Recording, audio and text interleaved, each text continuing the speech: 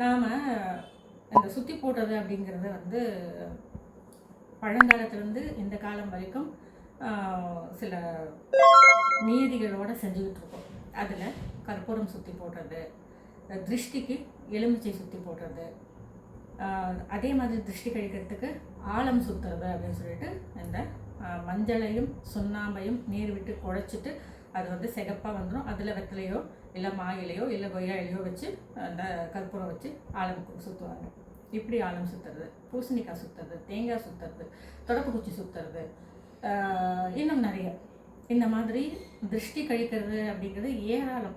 குறிப்பாக இந்த கல்லுப்பு சுற்றி போடுறது, கல்லுப்பு காஞ்ச மிளகாய் சுற்றி போடுறது, இன்னும் நிறைய இருக்குது இந்த சுற்றி போடுறது அப்படிங்கிறதுல. ஆனால் இப்போது சமீபமாக சில விஷயங்கள் வந்து என்ன கேட்குறது உண்டு. அதில் நான் வந்து கடந்த ஒரு வாரமாக வந்து தீபத்திரிகளெல்லாம் சேர்த்து வச்சுருக்கேன்.